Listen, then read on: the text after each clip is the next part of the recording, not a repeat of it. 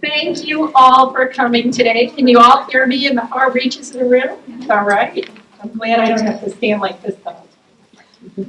My name is Cynthia Mumford. I am the Executive Director of Omni Youth Programs, and I welcome you. And I couldn't be more proud of this day. There's been a lot of work going into it for a lot of people. And thank you for your interest in this topic. So I'm going to be introducing, doing all the background stuff, and then hand you over to the speakers. What today's presentation is about is working effectively with diverse cultures. One size doesn't fit all. And this is today's focus, as you all know, is about Afghanistan immigrants and refugees. So the food that's over there is catered by an Afghani group. And the amazing part is when I called them to inquire about the catering and I told them what this event was all about, the gentleman who answered, who I was talking with, said, this agency, the people who were presenting here, he said, they're the first people who met me when I arrived in the United States, and they helped me get a place to live and food to eat, and I'm so grateful to them. So that was just so incredible to have that connection with the caterer. But these are all 100% pure Afghani restaurants, Afghanistan food, and so far, so far we're finding out they did it right. So please help yourself. If you'd like to get up in the middle of the meeting and get seconds, go ahead. Just go ahead and do that. And if there is some leftovers, we'll see about sending some of you home with leftovers, okay? We don't have a zillion containers, but I have some, so hopefully we can get you connected with that. The caterer is East Market and Restaurant. There also is candy on all of your tables, which is from an Afghanistan market, because what's more fun than junk food from another country? So I got a whole bunch of different bags worth of candy. Ended up in a great conversation with the owner of that market as well. And they also know this agency. And it's been an incredible circuit to have met. And I'm just very excited about them. I had hoped that he's going to make it today, but he didn't apparently. But I'm still thrilled, and I'm going to be going back there. And he talked about us doing things together. Because when he first arrived in this country with help, one of the first things he did is start volunteering at nonprofits in the area. And now he owns this mind-blowing market, which is breathtaking, by the way. I was like, kid in a candy store. It was stunning. And it's in Rancho Cordova. Afghanistan market is the name. On your table, there are the black wicker or black wire baskets. Obviously, notepads and pens are self-explanatory, but there is also a post survey that we're going to ask you to fill out before you leave today. Please, please, please. You all know the world of nonprofit, having those post surveys make or break a deal for us. So please do fill them out, take them seriously, give us your honest feedback. But if you have any really cool sentences we could use for promotion down the road, or show our funders that it was meaningful to you, that would be very nice. If you feel like it, absolutely no pressure. They are anonymous, so it's totally okay. Whatever you want to say, just be honest. As you can see, there's a videographer in the room. Suleiman dropped in my lap yesterday afternoon, and he's here today. He reached out to us and said, pay me whatever you want. I want to do this project for you. And I just still can't get over this. So the exciting part is that anybody who is not here can see it, or if any of you want to hear this information again, I have no idea how I'm going to make it available to all of you once it's done, because this is my first time, but Sherry, you think we can get it on YouTube or something, our YouTube channel? But we don't know. We'll let you know. We'll send you an email when it's available, okay? On our website. Oh, okay. Yeah, because I don't know what I'm doing yet, but I'm so excited to have this recorded and available to a much wider audience. If you do not want to be videotaped, raise your hand so Suleiman can see you, and he will make sure to not get your face in any photos. Or go up to him and whisper to him and point out where if you're too, you don't want to be the only one raising your hand because nobody's doing it yet. If you're too shy, just let him or me know. We'll keep it on the down low. Okay. We also just want to point out the Omni Youth Program booth over there. If you want to visit it at the end of the event, and some giveaways, but information, and we have translated. A lot of our information is translated into the Afghanistan languages, so please go over and take a look at that, help yourself. And now let me get to the much more important stuff rather than housekeeping. So the purpose of today's workshop is for agencies and individuals seeking to build meaningful relationships with Afghanistan people in Sacramento County to provide services such as drug prevention, behavioral health, social services, and educational services. And this series, the Cultural Orientation Series, is an outgrowth of a cultural panel that our agency hosted at the April 2023 Prevention Summit that was organized by SCOE. And SCOE is also a co-sponsor of this series because this beautiful space is provided for no cost by SCOE to our agency, and we are so grateful for our very lengthy and fabulous partnership. Thank you, Joelle. And the funding for everything else for this event is provided by Sacramento County Department of Health Services, SUPTE, Substance Use Prevention and Treatment Division. So thank you very much to our funders. Let's give a round. We have a couple of, let's give a round of applause for these who are paying for this. We're very thankful. So the initial panel that we had at the summit was this series is an outgrowth of our agency's work with various cultures over the decades, where we learned really the hard way that we have to take a very different approach with immigrant and refugee populations. And we wanted to offer this series to help other agencies not to have to learn what often took us years and years and years to go through, and to awaken to ways that cultures could be different that we never thought of. And that was what was in our way.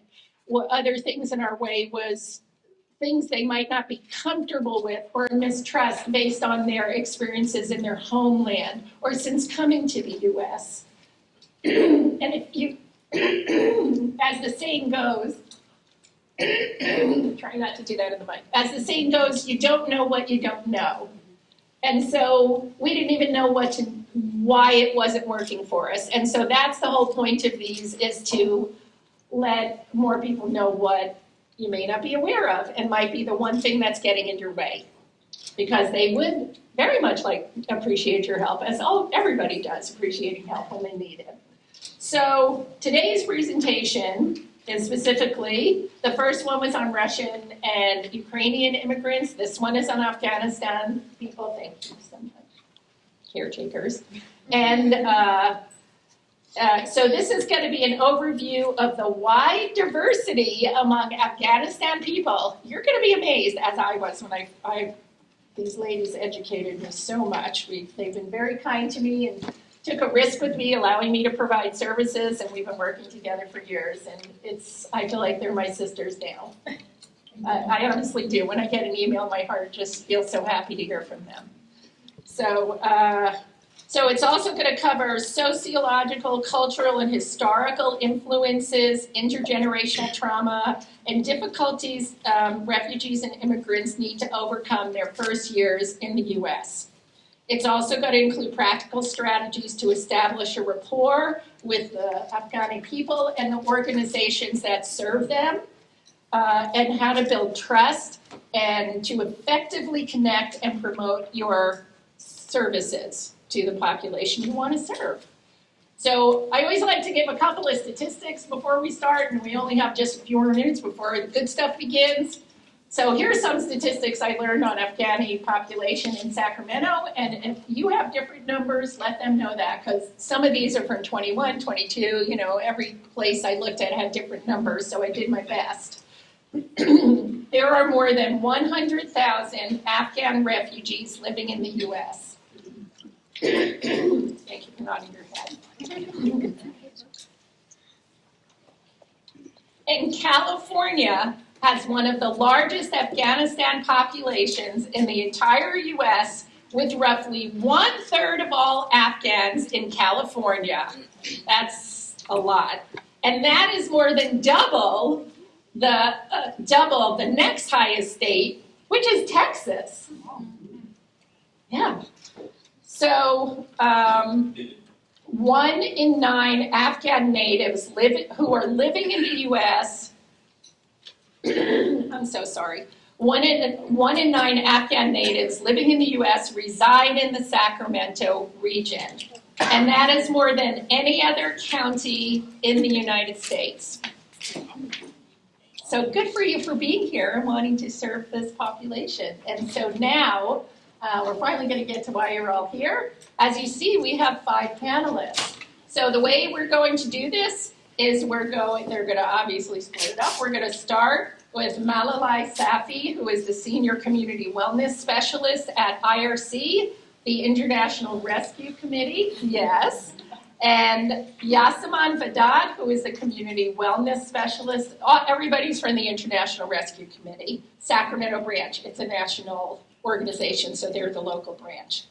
And after they speak, they're going to share the presentation, including videos and all sorts of things. Then we have Sayeda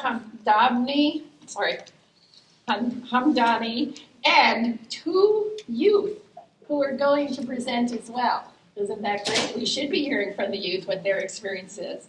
And if I mess up your name, you correct me. Taib Huda Jelani and Sapeda Saidi. Close enough, huh? Yeah. All right, very good. So please give a warm welcome to Malalai and Yasaman.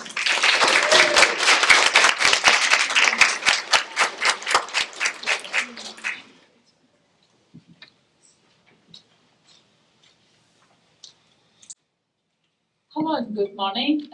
Thank you, Satya, for introducing me. So I have the honor today to talk about Afghan culture. You can see my slide. So let me see if I can use this. Yeah, it's working. So this is my name and Yassi's name, our email address.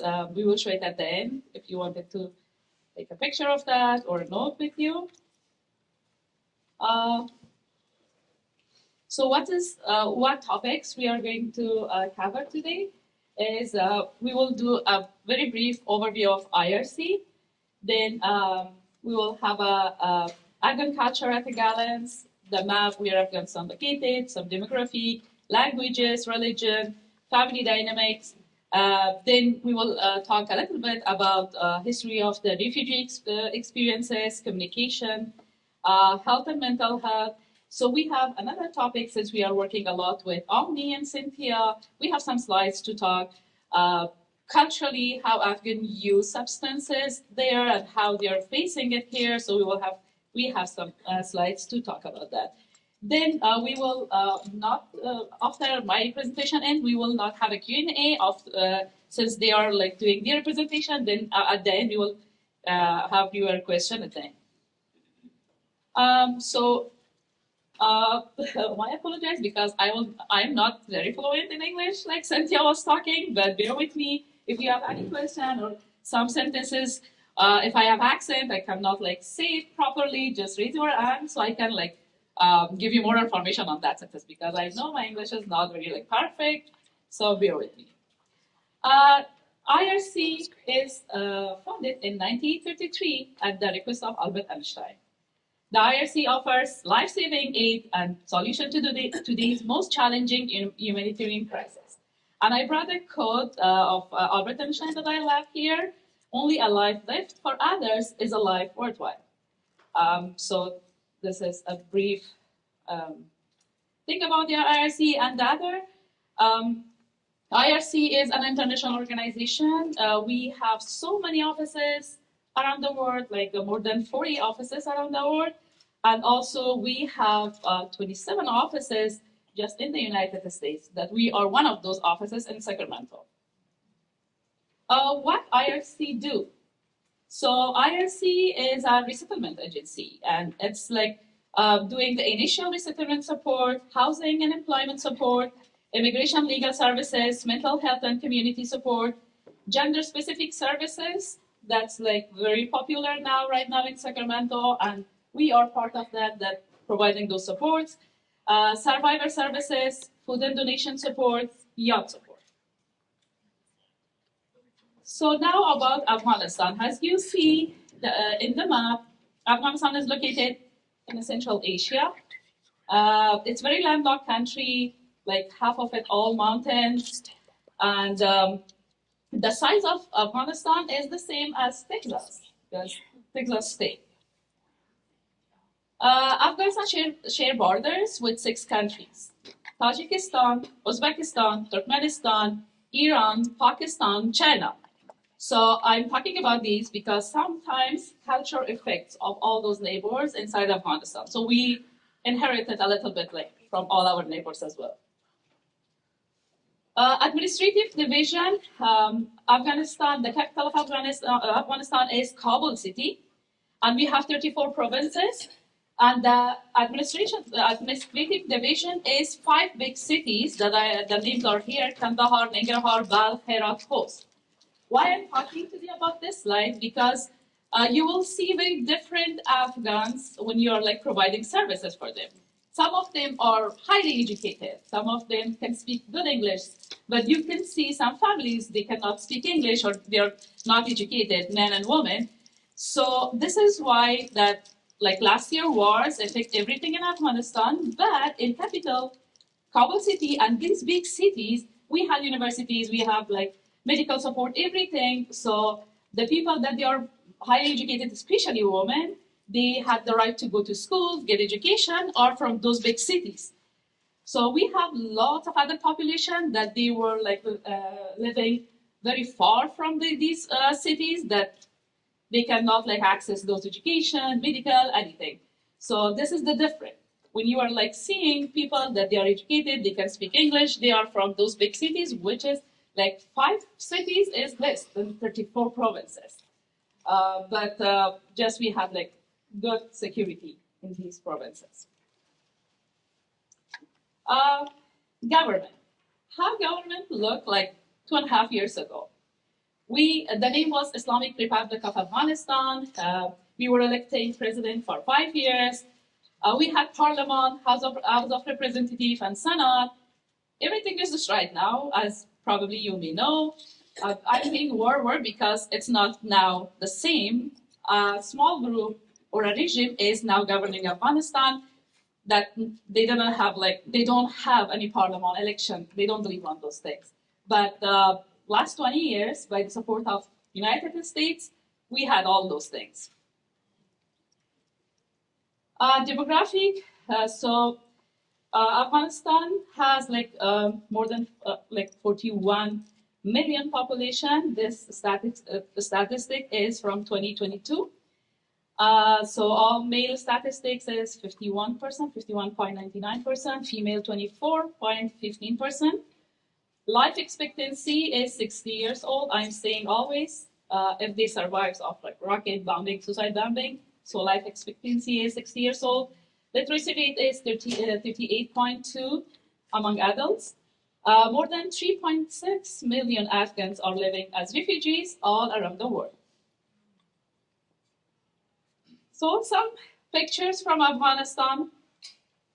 You can see there we have like very popular rivers which are coming right from the mountains, very sweet water. We don't have like oceans or seas, but we have like sweet waters that coming from mountains. The other thing that we experience all four seasons together, like spring, summer, fall, winter. And what is other? Yeah, the climate is very similar to California. This is why people, when Afghans get in the United States, they love California to live here because our climate is very the same. Some pictures from Afghanistan. You see the snow. We have very little snow there, and the spring. Afghan ethnic group. So we have different ethnic groups in Afghanistan: Pashtun, Tajik, Uzbek, Hazara, and others. So Pashtuns are majority and they are Pashto speakers. We will talk a little bit about the languages as well. Tajik, we have 27% that speak Dari Farsi, and Azara also speak Dari Farsi, and we have another languages that are not a lot, but we can see in Sacramento that we have Pashai as well. We will be talking about languages as well. Here about the languages. So as I said, Pashtuns are the majority in Afghanistan, but the very popular language, written, verbal, is Dari in Afghanistan. Because Dari is a very sweet language that's easy to learn. So everyone, like all Pashto speakers, not all, but most of them, they can speak Dari, they can write, they can listen, their listening is good. This is why I brought Dari first and then Pashto. For Pashto speakers, some of them, they cannot speak Dari, but at least they can understand Dari. This is why I'm saying that the Dari will be a good practices that always we start with Dari when we are interacting with Afghans. If they say, oh, I cannot speak that or I cannot understand that, then we can go to see Pashto as well. I have a note here of Dari and Farsi because sometimes it's like mixing. What is Dari? What's Farsi? What's Persian? So you can see that no, Dari and Farsi are two different dialects of the Persian language. However, for Afghans with lower education level, it's difficult to understand Farsi, which is more Iranian dialect languages. So it means that for me, I am like very fluent in Persian. If I talk with an Iranian Farsi, I'm okay. But with a person that they are not very educated, so the literature is a little bit high. They cannot catch it. So the best practice when you're interacting with Afghans, so have like Afghani interpreter that Iranian, because they have a little bit like high literature, or I can say accent, they cannot understand. So the Dari Farsi is okay. When it comes Persian, Iranian, it will be difficult for Afghans to understand. Yes, yes, sure. The important that you should note in here when you are requesting interpretation or interpreter for your client should be mindful about which language or dialect they are speaking, because really for who's not uneducated is understanding other languages. It's not easy, especially when they are experiencing trauma. And it's the same language, same as English you are speaking in US or Australia or UK, but you can see for maybe uneducated or low educated people, sometimes which language are speaking, but it's the same English. And other thing that we want to ask you is, especially for your offices, when you're requesting for interpreter, be mindful of the gender, because cultural norm is females not sharing deeply their concern or the challenges or problems they have with male interpreter. This is that we want to keep in your mind. Thank you. Thank you, John. Constant invasion and conquest. So why these Afghans are like all refugees around the world? Why they are not getting so like good services of education, health, anything? These wars, like constantly wars, like destroy everything. We have like in 1919 started the Anglo War, then Soviet Union, then Civil War, and right now Taliban. So this is not letting people to grow, to improve. So this is why everything keeps behind. I don't know you are hearing the news or not right now. Right now, all women are just at home and doors are locked on them because they cannot even go out for grocery shopping without a man. So this is why we can see that when we are like interacting with Afghans, we can see some Afghans, especially women, they are not like very courageous to talk to you. They are just like hiding themselves behind their husband or brothers because of all these things that going on. And these constant invasions have some effects as well on all Afghans, but especially the refugees that they escape their countries. So what's the refugee experience? When they are in a bad situation in their own countries, right? They escape because they are seeking a safe space or a space that they can at least have a safe housing or at least a safe place. When they escape, they are experiencing very hard time during their escape from their own countries. Like, for example, if we talk about the chaos 2 years ago in 2021 in Afghanistan, probably you were seeing the news is that how they escape, how they spend so many months, days and months in military camps, children, women. So they have very bad experience. Like, I am, because our organization, we are working with these refugees. Every time we are hearing their stories, so sometimes Yasi knows that I cry a lot because I'm an emotional person. So it's hard to hear what they have been through. So this is when they escape from the bad situation, they experience bad, like refugee, like in the route, then they are reaching a place, their final destination. Still, there is another chaos starting for them because different culture, different language, everything is new for them. So here, this is my point that we should be very like have high tolerance interacting with them because they are the life was not easy for them. So the adjustment takes time because we are working with so many refugees and we see that some refugees they can adjust in 1 year, 2 years, but some of them even 5 years. Still, they are struggling with everything that I have some slides that we were talking that what are the most challenging for them that they learn and they adjust and how they do that. Oh, I have some photos from Afghanistan that how was it before and what became after the wars. You can see we had a very beautiful palace built. They have like date there very long ago and it destroyed. Women were free. They could go to education, get like go to universities, get their higher education. But again, they stopped. See the outfit, how women were like very modern. And right now, the outfit, the last pictures with those workouts you see right now, all Afghan women are dressing like that, and their outfit inside the couples, inside Afghanistan. But when they are going outside, they become normal like us. Common health result of conflict. So what is the result of all these conflicts? Million disabled. Physical disability, vision impairment, deaf or hard of hearing, mental health condition, intellectual disability, acquired brain injury. Like me and Yasi, we are working in mental health department. And we know that how much their mental health is suffering from all these traumas that they have been through, all these things.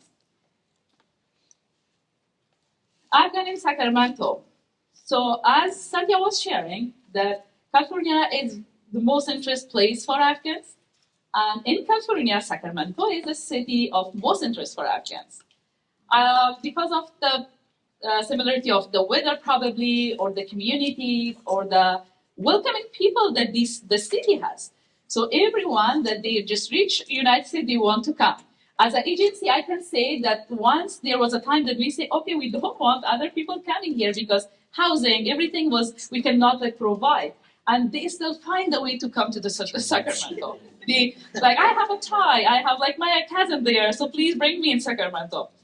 The numbers that Santia was sharing is completely accurate.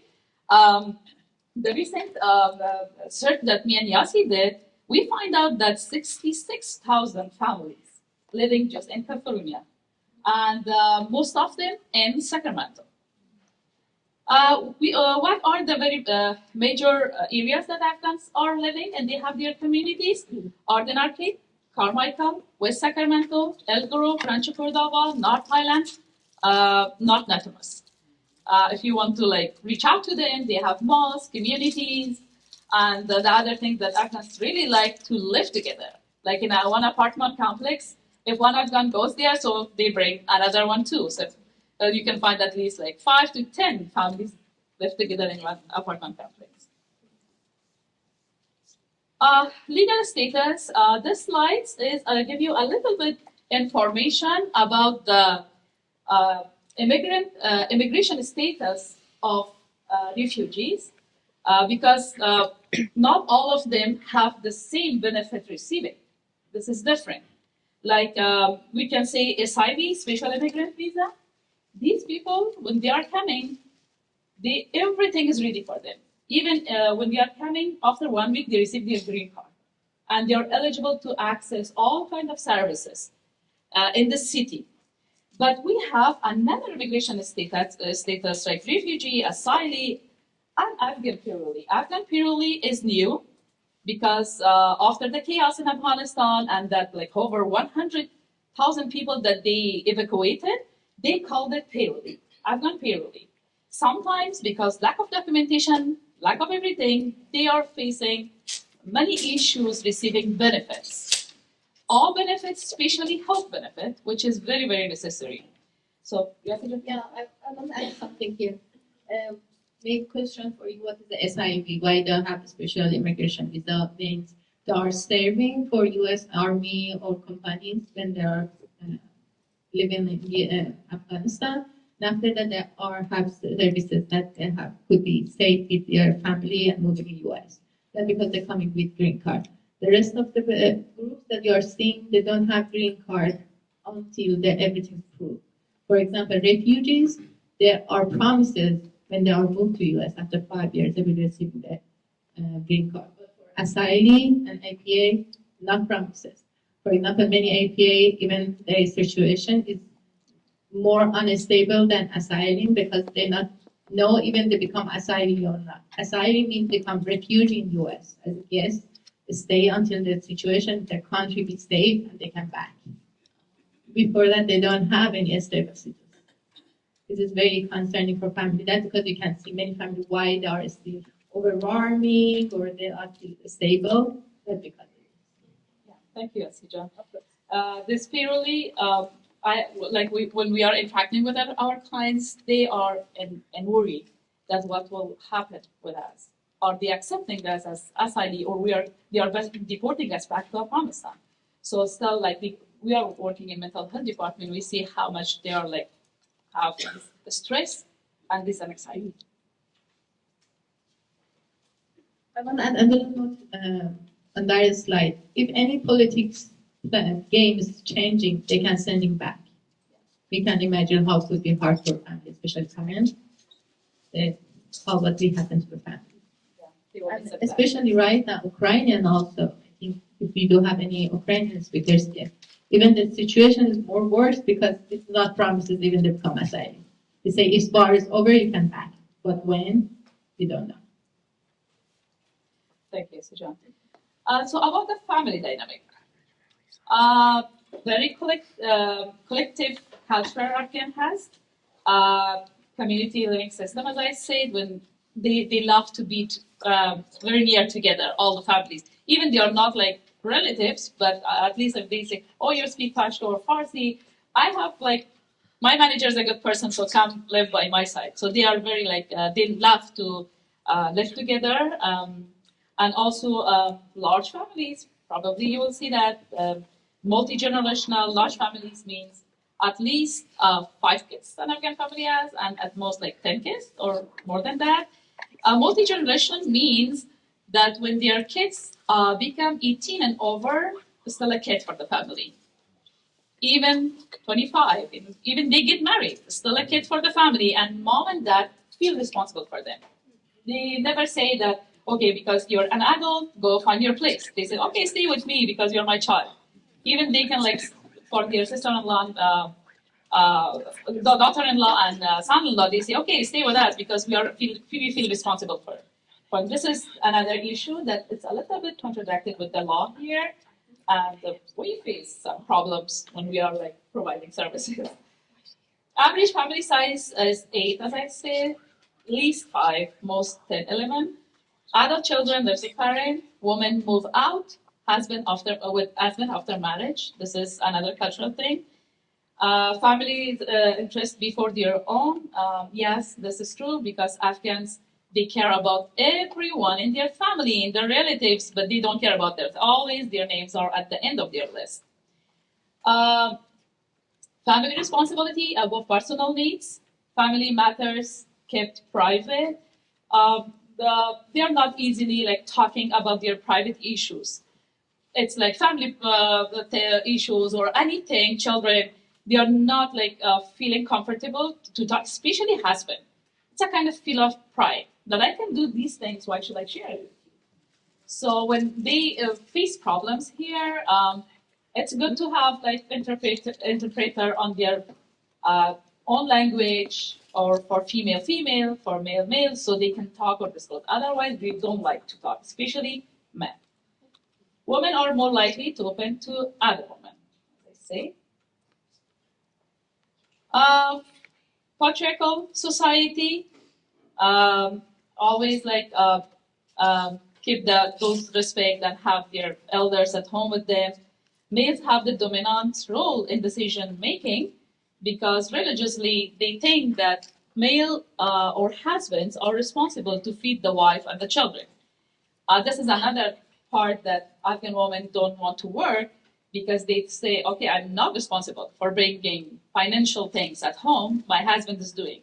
So if you're noticing, you're seeing that mostly Afghan men work hard, like sometimes 12 hours per day, to like keep that 11 people at family safe and feed them. And women are not working, just taking care of their children. So this is why they have dominant role as well at home. Male are, as I say, responsible for economic burden, take care of an outside issue. Always, main or Afghan man is responsible to do that. In the US, this culture is a kind of like it's hard. When I'm coming from these among of these people, and I'm seeing that how hard these Afghan men are working. They are working. They are going to doctor appointment. They are doing grocery shopping. Sometimes they are shocked. They cannot do all these things. This is why we came with women empowerment ideas that this is United States, let's empower these women to drive, to do at least their grocery shopping, to learn English language, to at least go to their doctor appointment and talk. Otherwise, these men are overwhelmed.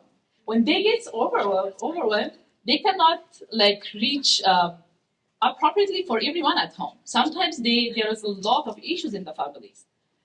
So this is why, because they are overwhelmed with all these things. Take care of parents and seniors is a kind of very culture appropriate for Afghans. They will take care of them forever. Marriage, always arranged marriage. Last 20 years was a kind of it was changing. Like at least women, girls and boys, they could choose who to marry, but overall, culturally, it's arranged marriage. I have my master's degree. I have been in many countries, more than 12 countries I have traveled, but my marriage is arranged marriage. I didn't know when my mom and dad, they decided to select a person for me. We are a very educated family, but let's see for those families that they are not, and they don't have a right to choose wife and husband for themselves. Have to form marriage at the same time for men. They can do that culturally and religiously. Getting married to first cousin, like I'm getting married to my first cousin, they think is a big no. Mahar, mandatory payment in form of money or possession that they promise to the bride that, okay, when you're leaving your parents and you're coming with me, I will give you this much money, which never happened. This is just a hope, and this is a promise. I don't think so. I have some Afghans here, they can agree with me that they are not paying back, but it's something. They just promise, false promise. Divorce is not very common. Yeah, they will bear everything to not come to the divorce situation. Family involvement before divorce, if they have issues, they will go to their elders to solve that issue. Divorce, religion, and community influence. So it's 3 divorce. They cannot do more than 3 divorce. They should start with the 3rd forever. Children custody. Children custody after divorce is always going to follow. This is why here in the United States, when issues coming with the families, mostly women, they bear along. They hide everything. They don't want it disclosed. All the violence they accept because they don't want to lose their children. In many women empowerment program, we are seeing that this is United States, this is the rule of law.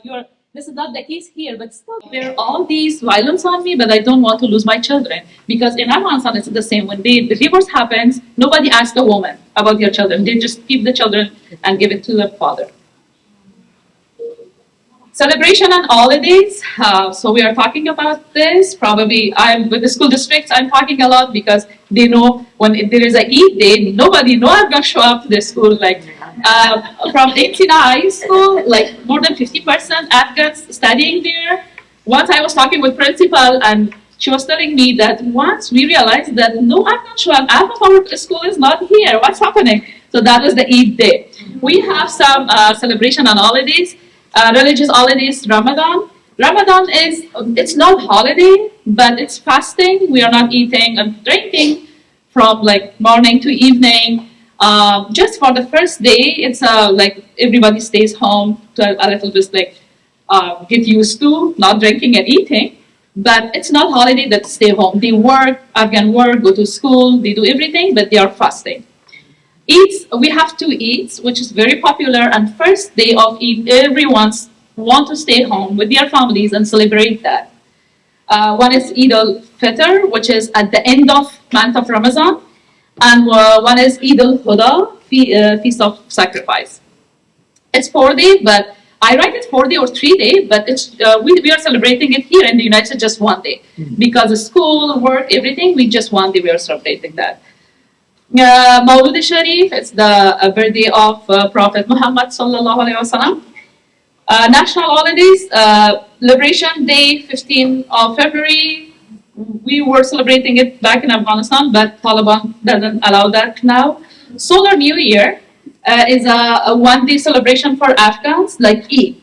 They are not like going to schools, colleges, universities, work. They celebrate with their families.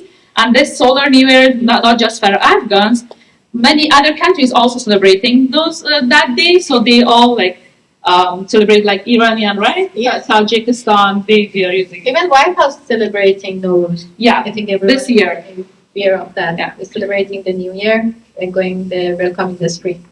Yeah. Independence Day, 19th of August. They are not celebrating it here in the United States, but they are doing it back there in Afghanistan. Some etiquettes while visiting an Afghan home, especially for those that they are doing home visits. They like to greet people by saying Assalamu alaikum, peace be upon you. It's the meaning. Always remove your shoe at the door. We cannot enter with our shoe to their houses. Wait to be shown where to sit, especially if gender is like a little bit important there. If you're a male and you're entering an Afghan house, let the people show you where to sit in what room you go. Because sometimes they don't want all male and female sit together in one place. They will show you. If you're a female, you're going, and they're saying, okay, please come at this place sit. Just wait for them to direct you where to sit. Wait to be shown where to sit. Okay, expect to sit on cushion. Especially here in the United States, I'm seeing lots of market bring those cushions, and now they are using it. This is why they are not using shoes at home, because they're using cushion at home. Complimenting an item, they might offer it to you as a gift. It happens with me. Sometimes people say, oh, you have a beautiful stone. Oh, please give it. So, no, I didn't want to take it from you, but I just want to compliment it. I was like, no, please keep it. Invitation is not always needed for visiting. They just knock on the door and enter house. They're not doing. Okay, I have this time, right? I should skip some slides. Invitation is not always needed for visiting. Family visits often happen without planning. Men and women are generally separated. Even with our relatives, when they are sitting together, they are separating them. Women one place, men one place. Okay. Food and drink. So for food and drink, I will not cover everything, but just know that they love to share their food. Even children at school, when they bring their foods, they try to share it with other children. And when like neighbors, an Afghan family cook something, they just want to distribute it with the neighbors as well. They will never ask, do you have allergy or something? They just share.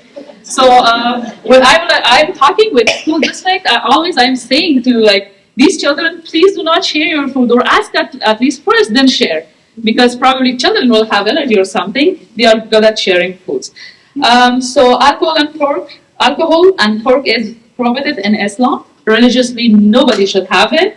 But unfortunately, we can see lots of Afghan men right now using alcohol, but it's prohibited. It's like they are using it hidden, not in front of people.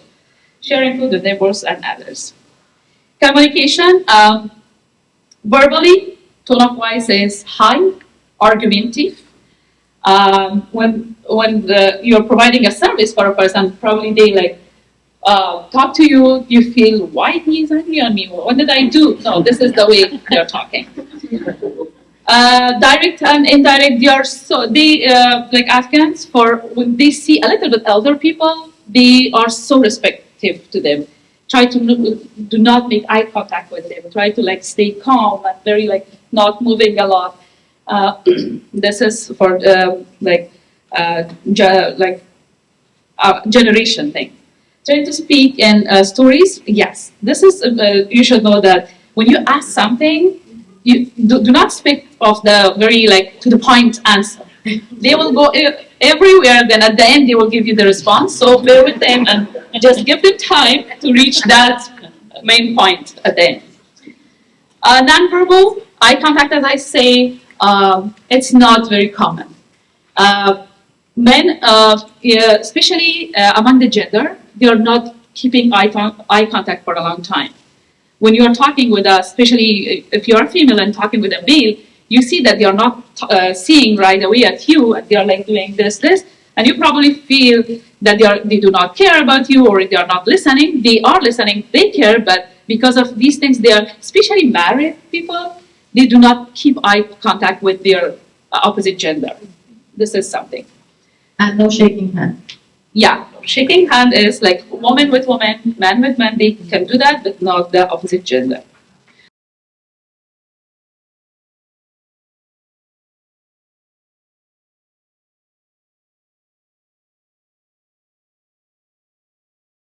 Communication. Facial expression, a very like facial expression. If they are happy, if they are sad, the most common compliment that you are receiving is when they are taking our photos. We are not smiling at photos. Just yesterday I was sharing with Yasi that my brother was we were watching his marriage film, and the bride was so serious. Now they have a daughter of 6 years old. She born in United States, very like U.S. culture. She said, "Mom, why you were crying? Why you are not so happy in this film?" Because this is the way that we show our expression. Communication, men to men, call by last name is something that's called respect. If they are in the same generation, friends, they use GAN, John, which means they're at the end of their calling. So probably you notice that I'm saying Yasi John. John is not her last name, but this is just, I'm saying dear Yasi, Yasi John. Men to men, they shake hands, they do hugs, kisses, walking shoulder by shoulder. It's culturally appropriate. Men to women, no handshake, just nod if they say hi or they agree on something, like this. Hands on chest. Woman to woman, expect hugs, kisses, handshake. I love this picture because this is one of the U.S. soldiers in Afghanistan. When a woman was very happy, wanted to show her gratefulness, she goes and like just kiss her. She was surprised, but yeah, then she realized that okay, it's culture, nothing else. Health. Lack of access to adequate health care in Afghanistan may have harmed preventive care for many Afghans. You can, if you're a health care provider, you will see that a family is suffering from different health care, like stomach, let's say brain, joint pain, because they were not receiving all those like medical care. Health is a private topic for Afghans. If we talk in private areas or a safe space with them, they disclose. Otherwise, they are not eager to talk a lot about that. Women may not share their concern with men. Yes, even the provider, even the PCP or their doctor, dentist, if it's same gender, they are okay. Otherwise, it's hard for them. Ideally, it's the best if they are cared by a clinician and nurse of the same gender. This is especially important if the patient requires obstetric and gynecology care. This is very important. And same gender interpretation. Mental health conditions are often stigmatized in Afghan culture because this mental health has very different meaning in Afghanistan. When we are because we are working in that department, we see when we are talking about mental health, so everyone say, oh, I'm not crazy, why you are talking? I'm not I don't have a state of depression, why you are talking about this? Very it's sometimes hard for us to work on this stigmatization of this topic to refugees because they have very other meaning of mental health. Okay, I brought some slides of substance use because we are working with Cynthia on these a lot. So culturally, what they think on these areas. So substance, I will not cover all the slides, but I will say you that substance are very easily accessible in Afghanistan because every person can grow it in their lands. They have their own home factories to make it opium, anything that they want, but everything is organic there. All of these drugs are organic there. When they come to the United States with those habits, now they cannot reach out all organic drug. They use chemical, and this has very bad side effect on them. This is why sometimes treatment is getting hard. So I have some slides that what should we do if we can we are we sharing these slides with everyone, Cynthia? Yeah, because I know that my time is up, so I can share and you read because I have something here that when we face those families, those youths or those men and women, how we can interact with them, how we can support them, which is culturally appropriate for them, and they accept it. Sometimes it's hard for these people to accept. Why should I treat? This is a good thing for me. But how we should have communication with them and let them know that how much side effect it has, what the U.S. rule and regulation says about that, what will be the consequences, what's the harm for your children or at the family. So I will share the slide. Please read it. Okay, so now we are talking about Afghan and substance use and what is the relationship with mental health. So giving a little bit more information about drug use in Afghanistan. So this country, for decades, drug cultivation is okay. They don't have any kind of rules and regulation for that to prevent or avoid or at least encourage the people that do not cultivate the drugs. But it doesn't happen because still they are cultivating the drugs. Before regime, before 2 years ago, there were some rules and regulations set to encourage the farmers to do not cultivate, and instead they were giving people another seeds to cultivate and make their incomes. But again, in the last 2 years, with the fall of the previous regime and with the coming of the current regime, it again become free. So all farmers think that if they cultivate drugs, they will be rich because it's more expensive. They can sell it easy and they can earn more money. So drug cultivation is something that in rural areas, in big provinces, they are freely cultivated and they produce it. And sometimes they use it and sometimes they export. For the export, if they have the ways and they know the ways, they export it outside of Afghanistan. But usually, as for my understanding, lots of people in Afghanistan, they use drugs for many reasons. First reason is to avoid stress. They think that if they use this drug, they will be like a little for just for a few moments. They will be away of stress. They will be happy, or they will like not think a lot about the all tough things in their lives. The other thing is they use drug for medicating themselves. They think that probably if they use drugs, they will not feel pain. Let's say if a person have a headache, and instead of like getting another medication for relieving from headache, they use drug for many reasons. One, they don't the accessing for the medication and the quality medication is rare in Afghanistan. It's very hard. People cannot access good medication, and drug is available. So they use drug instead of another medication for pain relief. This is why it's easy for them to use drug. Or sometimes even they use drug as a nutrition. Like in many, I have a slide that shows a BBC news that they have an interview with a father, and father was saying that he dragged the kids because he thinks that if they are not dragged, they will ask for more food. So this drag is a kind of avoiding them to ask for more food.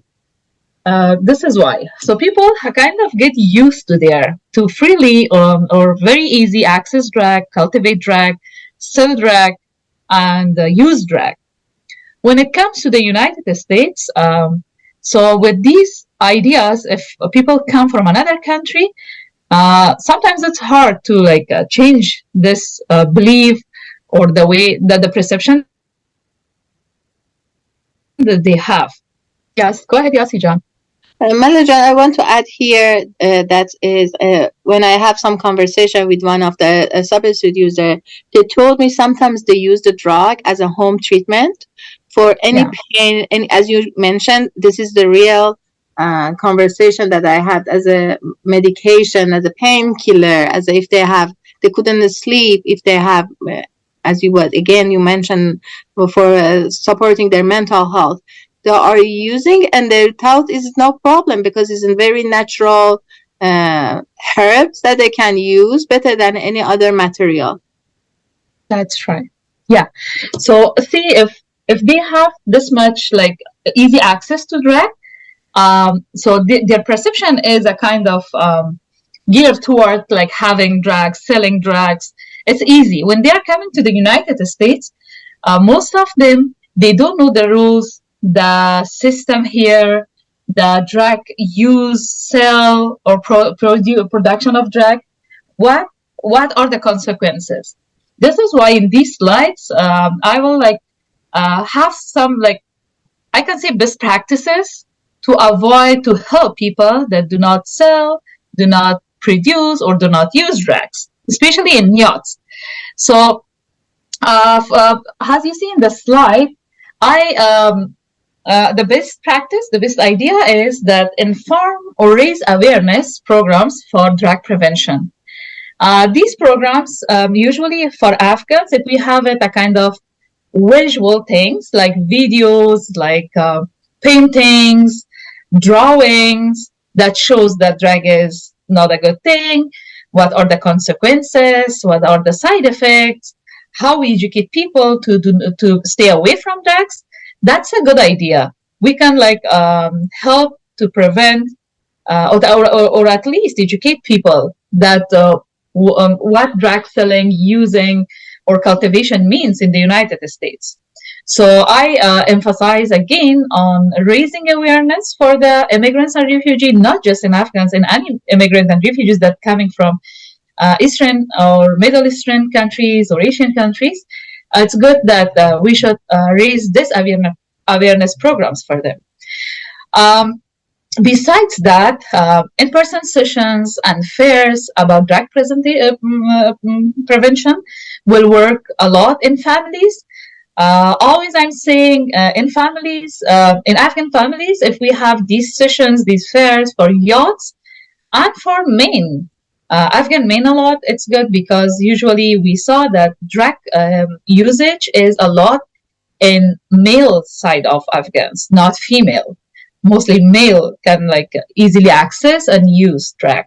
So in-person session, fairs, and also using the using contents for drag prevention in client language will help them, and also uh, we can like say more how like different drag uses from their own countries in the United States, what are the cultural side of usage here. If we can talk, it will be better. The other thing that I want to share here is educate about use rules, rules and rules and laws and other consequences. It's good that we educate people that this is not like your countries that freely you access, you cultivate, you use. Here we cannot do that. These are the consequences if we like bring people from the like law enforcement departments, that they talk with them that if you're using it, if you're selling it or buying these drugs, have these consequences, which is like have a bad effect in families.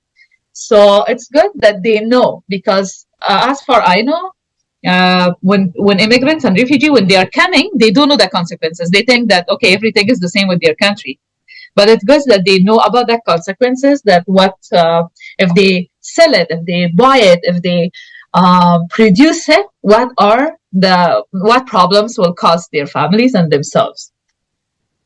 If we go to another slide, here in another point, enhance mental health support. So here I mean that if these immigrants and refugees, when they are coming and they already addicted with the drug, we should provide many resources for them to be like okay and treated and stay away from drug. We have some, John, if you remember, we had some clients that they were addicted and their addiction was severe, and we cannot find like places that culturally appropriate can help them to give them treatment to stay away from drug. It was hard for us. If you remember? Yeah, I remember. It's very surprised for family. We don't have any rehab for adults to be taking care, especially if not be volunteer, because we know when it's sometimes when the people addict, they couldn't decided clearly they not health, they don't have health to do that, then they need help, and they're very surprised that in US they couldn't find any places. Yes, that's right. And also if we can provide counseling and therapy services to these people that they are addicted, this could help, because we know that drug addiction is a kind of like have equal effect like with their mental health. First, we talk to them, we tell them that how this drug affects their mental health, and then we provide some counseling and therapy services. If the drug addiction is severe, like the clients we had, so it's good that we should have some places to take care of them and they stay away from the drug. The other part is empowerment through employment. So this is obvious that when refugees and immigrants come to another country, it's hard for them to make themselves busy or find job. They become like stay all day at home, and the rent, the other expenses on their shoulders, especially in Afghan culture, men feel so overwhelmed. So this is why they use drug to stay away of those stress. Experience shows here in Afghan communities that those men that they use drugs, especially those that they don't have jobs, they don't have proper income or a stable income to take care of their family, their home, and their house, then what they are doing, they want to like cope with that using drugs and stay away of all these stresses. So here my point is, if we make them busy with seeking job for them, making them busy with some learning or education programs. It will help them to stay away of drug. And also, in another point, again, when we were talking, Yasijan, about medication, if we say the difference between the drug and medication, that okay, when you're using drug for painkiller, do not use it because we have over counter medication. If you have PCP doctors, if you go and raise your problem with them, they will help you with the medication. It's not like always use drug for that. Let's say there's a family that always for the painkiller they use drug back in Afghanistan. If they are here, we can like have this information for them. The difference between the medication over counter or the prescribed medication from the doctor or the drug. What are the difference and how they can access it, and medication, we can like convince them that medication will not addict them, but drug will addict them, especially the children and the youths. So we should let them know that they can get those medication over the counter or prescribed by their PCP, and stay away from the drugs. And also, the cost of treatment and transparency is something that we should like help families if they have addicted children or addicted parents, that what are the treatment process here, how much it will cost them. We are to go to find support and assistance. These will like also help a family to find their way and stay away from the drug. So as a conclusion, engaging Afghans in drug prevention and mental health services requires a multifaceted approach by leveraging cultural awareness, legal education, mental health support, employment opportunities, and transparent information.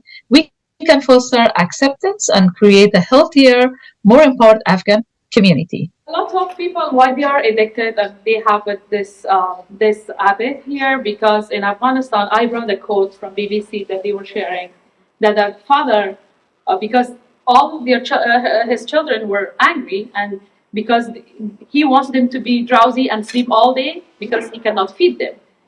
And the other part of the story is there's no medication in Afghanistan, like very standard, especially not on those big cities that I said, in the other provinces far from. They use those drugs to relieve the pain. Like they have a headache, they use drug. They have a joint pain, they use drug. Then they become addicted. One thing. And another thing about the drug, when a person in family do it, so they other family members get addicted because they don't use those safe spaces to use it. They just between the children, their families there. Most of the men have addiction, but some of the women, as they are using it as a drug for pain relief, they use it. The other thing in the United States, when refugee comes here, when they do not receive the support that they need, because of all the trauma that they have been through and they cannot adjust here, they face struggle because they want to forget everything. This is another thing that once we are talking with families, they are saying, I'm doing it because I want to forget everything from the past, and right now I cannot do anything. So I have some suggestions and best practices in my slide. If we can share, then you can read it and see it. Okay, again, substance. Oh, and I have some additional information and links for you if you want to like have it and go and search it. Thank you so much. Thank you for bearing with me.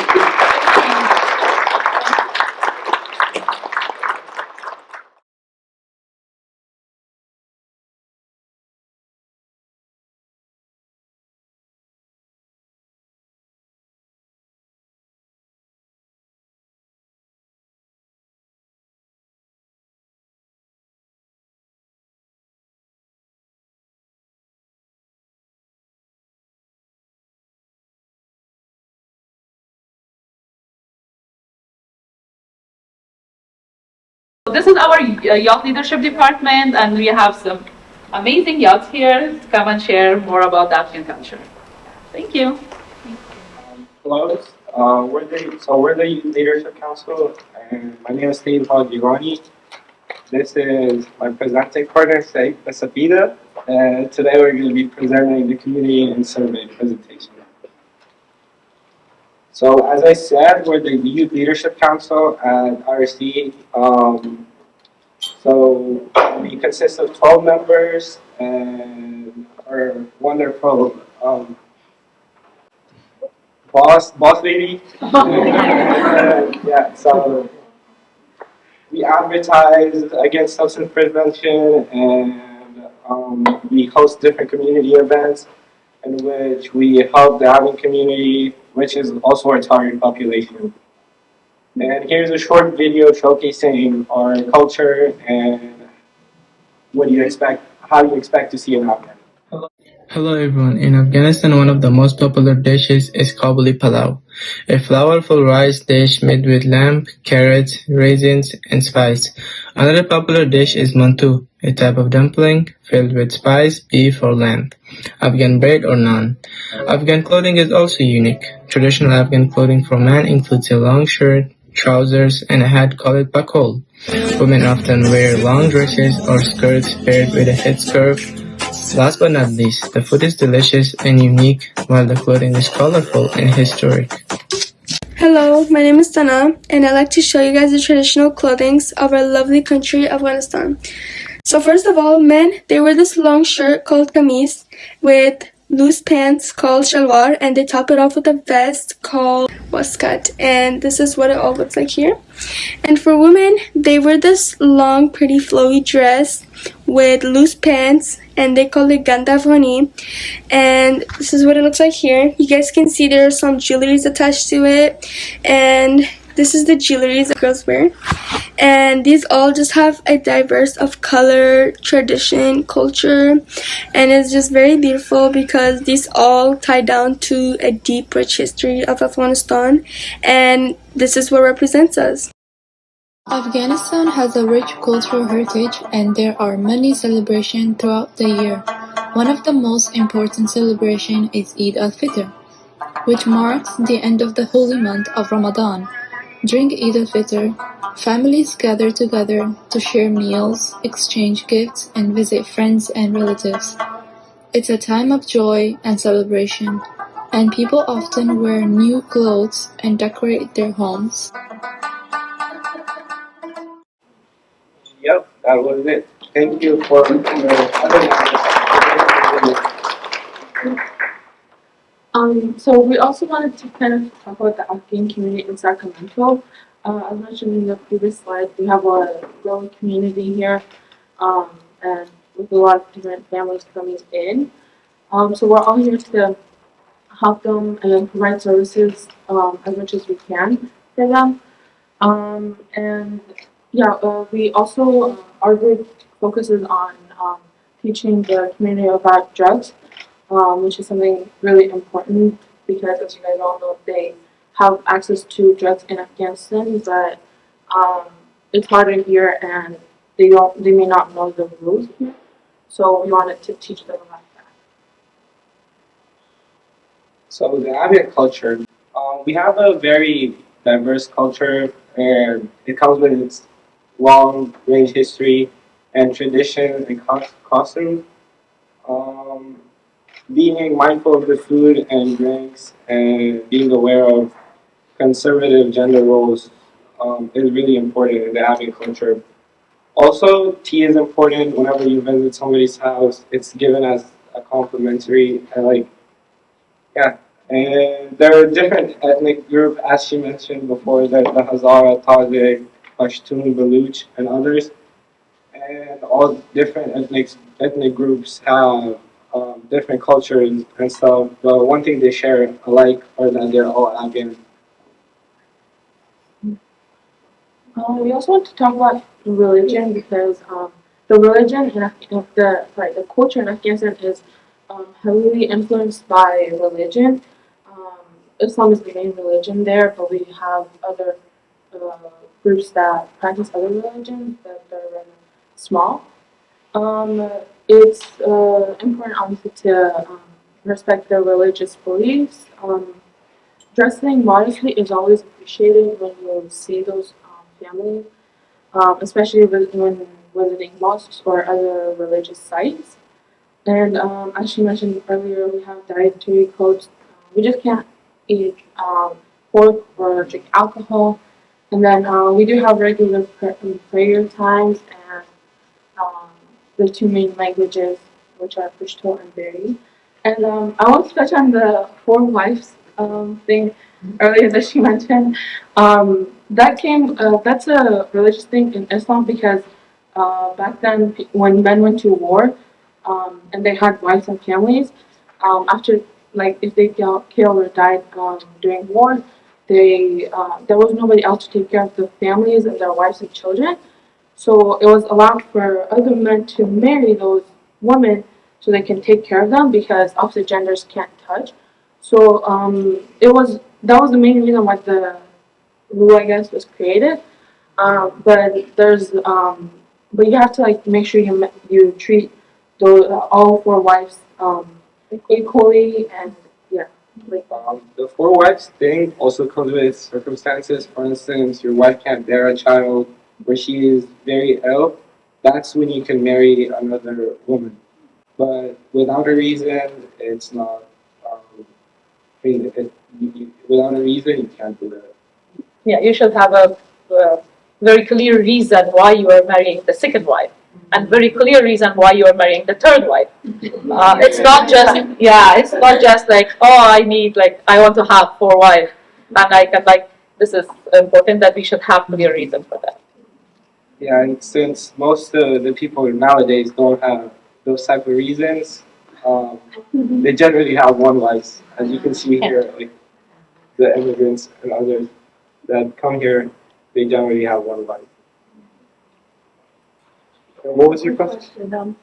So, because I work in the hospital setting, my question is when they present, like, to the emergency room with the sick person, do they tell us that it's their wife, or do they introduce this person as a family member that's, I guess, who's the primary wife, and how do they introduce the other one to us as the In the United States, because of the legal issue, a person that has 2 or 3 wives, they cannot bring it to the United States.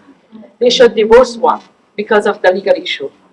But recently, with those evacuation of more than 100,000 people, a man can with 2 to 3 wives as well.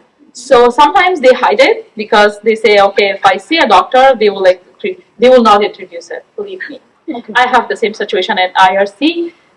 We were helping a person, and one of the wives were so, like, modern, talking good English, and the other one was like so this is not hijab. This is a kind of Afghan identity that I'm wearing, because if I wear hijab, my hair should not, like, show. So that person was all completely black out with a black thing, and I said, who is this person? And they were Pashto speaking. He was saying, our guest coming newly from Afghanistan. Then that woman told me that I'm a second wife, because she trusted me that, okay, this is Afghan, this is Pashto speaker. She said that I'm second wife, but he's not telling because he's afraid. So these are very minors. They are not a lot, because Afghans cannot bring 2 wives according to U.S. law here. The most important to acknowledge it ourselves and as a provider when we are serving them. When you are, that because it's cultural orientation happening. When you inform, I think it's easier to communicate them with families. Say it is part of the culture norm, and you can ask them if they're part in it, because sometimes could be helping the provider to know, oh, okay, they are coming from Afghanistan, they probably is the second, or other wives, and how you can serving or helping them shouldn't be cause any more stress for them, especially for women, to receive the services. For health, as you're saying about health, one best practice will be, because I like it, when they are going to emergency, let's say, or their PCP doctor, to invite them along, not with their husband, brothers, anyone. Give them their interpretation so they can, like, be feel relaxed and comfortable. Because in some areas, husband says, "Oh, I want to go with my wife because she cannot speak English. I'm interpreting. Why should you?" right? Because they are controlling. So this is the one habit that we should all practice as a providers to say, okay, you're two coming here, but we are just talking with the patient, right? And you just, because it was a habit, but recently I'm seeing it's not practicing a lot in clinics, so it's good. Just give them the space for them make provide interpretation, anything that give them the space to talk, not like with 2% anyone. Yeah, I've never had a female patient that came alone. Yes, It's that's right. always with her husband, and he's always the one that talks. Yes, that's the issue that I'm saying. Let them again. You can ask very politely the husband that I'm a doctor. I want to see my patient alone. If she cannot speak English, I will provide the interpretation. Because in some instance, I have a friend. Actually, she was my number, not a friend, but she was telling me that when we go to the doctor with my husband because she cannot speak English, husband told the doctor that I will be interpreter, and not just that, say that she doesn't know anything. I should come and talk on behalf of her health. So this is something that we should practice. Sometimes I'm seeing clinics providers they respect this. They say, okay, I'm a doctor. I want to talk with my patient alone. But some of them, oh, you are a husband. You can interpret. Oh, thank you, come. This is not working because it's a kind of how can I say? I can not say it in words, but you can feel what I mean, right? Yeah. Thank you. That's good. Thank you. So experiences.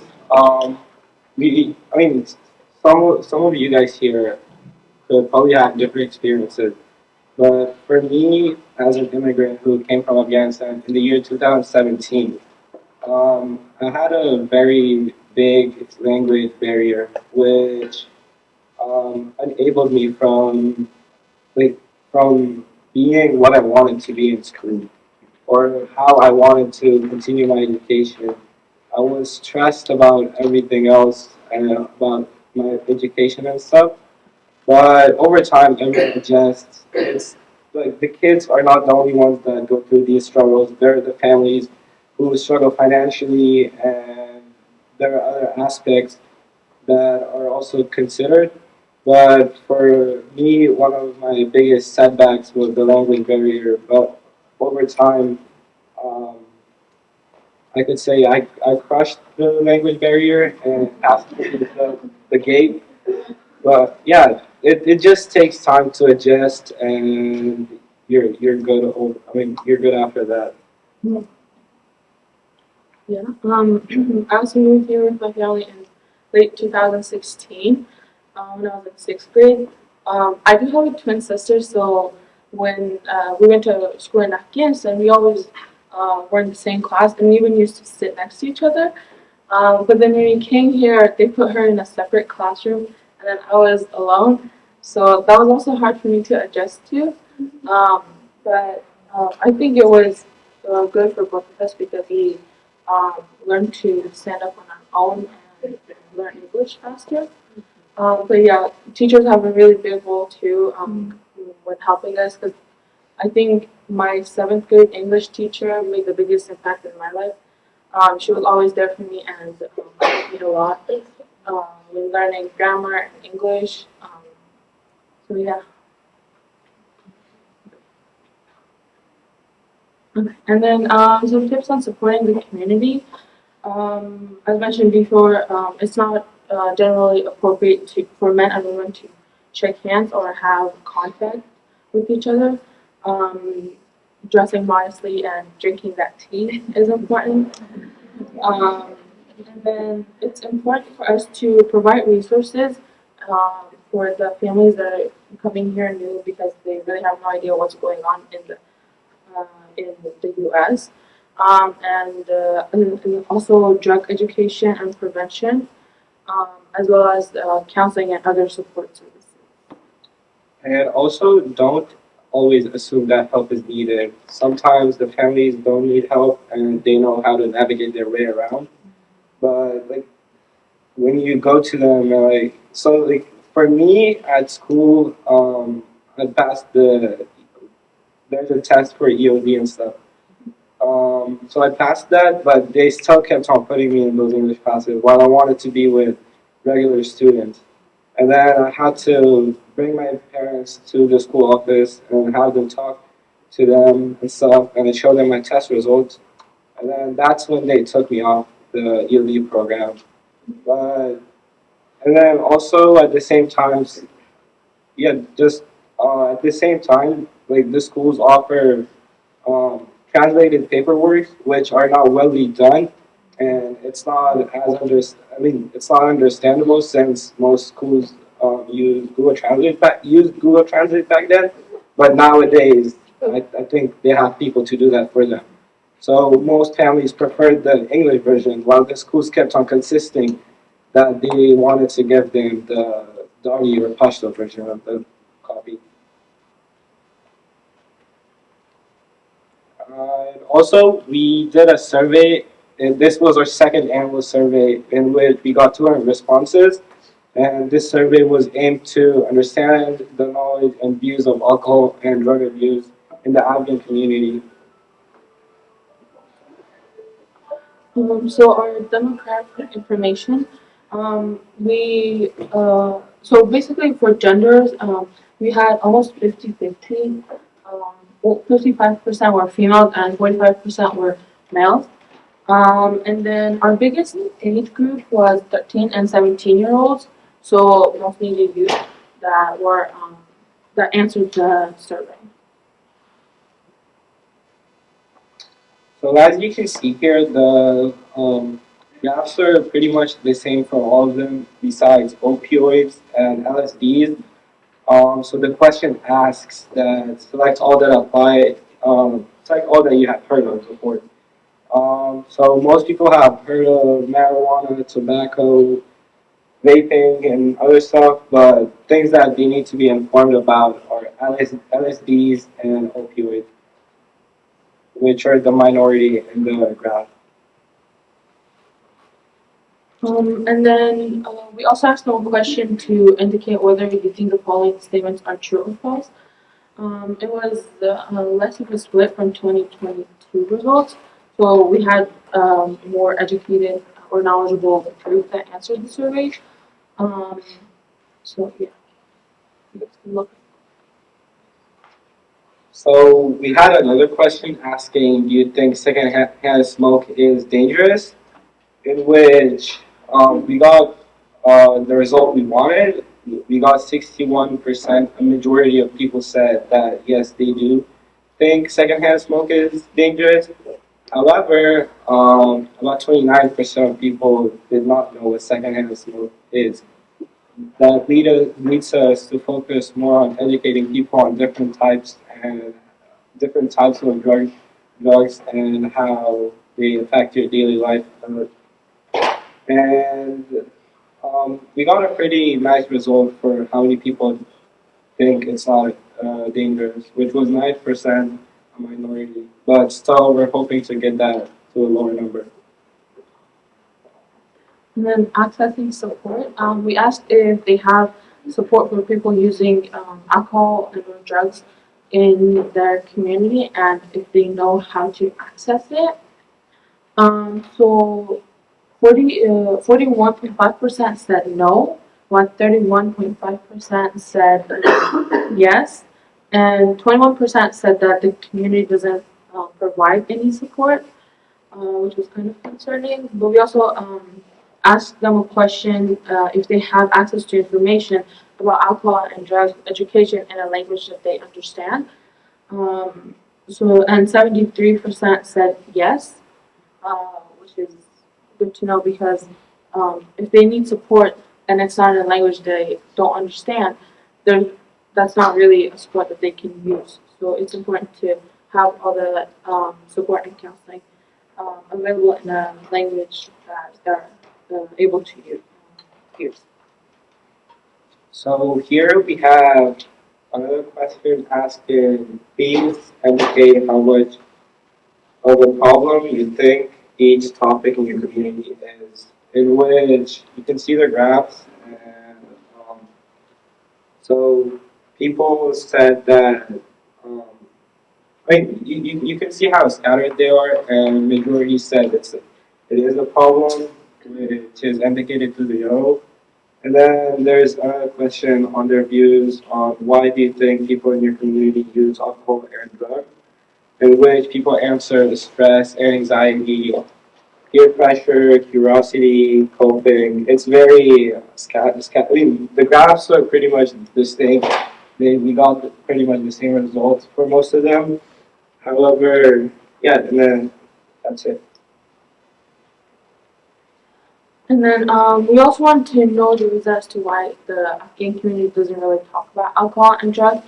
And one of them we asked if the Afghan community doesn't talk about alcohol and drugs because of fear of judgment of others or stigma. And we have 47% agreeing and 33.5% saying strongly agree.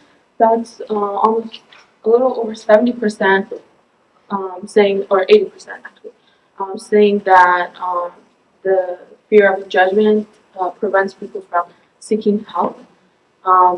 So we wanted to talk more about drugs and how it's important to know about the dangers, and seeking help should not be looked down upon because that person knows that the dangers now and they want to be more healthy and seek out for that help.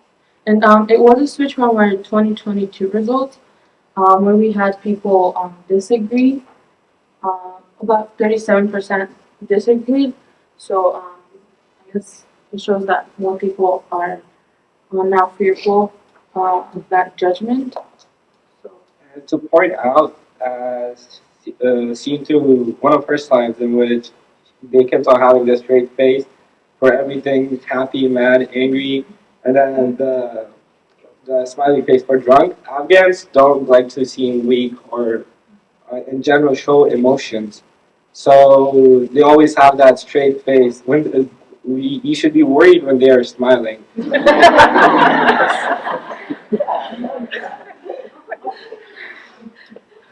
And then here we have another question from the survey. It asks, do you believe youth in your community know strategies and how to say no if offered drugs or alcohol by friends at school? So a majority said yes, but we're really not happy with the numbers here because it's a half and half split. So most of the Afghans don't know strategies or like they can't own up to the courage and say no to drugs because their relationship with their friends or like not being seen as the same as them is preventing them from that. So that was really interesting looking at that. And one last thing we want to show you guys is how much of a barrier with each of the items you will be if you ever need to get treatments for substance use. And as you guys can see, a lot of the higher numbers saying that their own judgment, judgment of others, and lack of health insurance and transportation. And then not knowing where to go to for help. A lot of people have said that, and the red and orange colors show that a little or a lot a problem in it. So we wanted to make sure to provide enough services for them to be able to go to when they need to. And thank you for listening to our presentation. Please feel welcome to ask any questions. The floor is open. And we have a presentation evaluation form. If you'd like to, you can fill it out.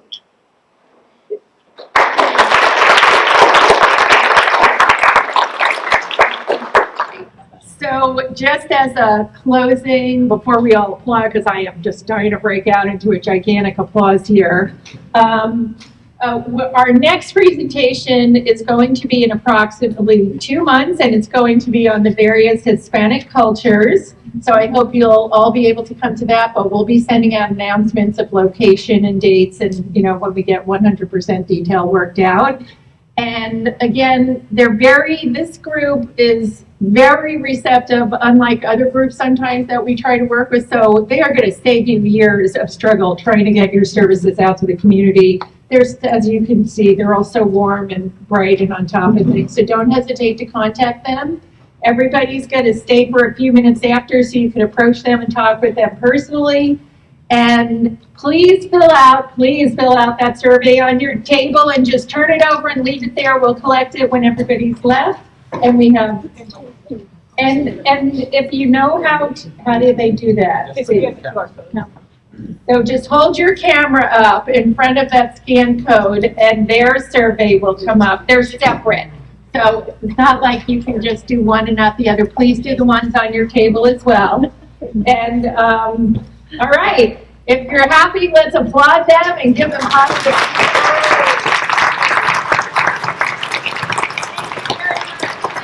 If you'd like leftovers, there's a few to-go boxes there, or take a couple of plates, put a lid on it, but please, and there's so many yogurt drinks left there. So help yourself. Thank you so much for coming. Bye-bye now.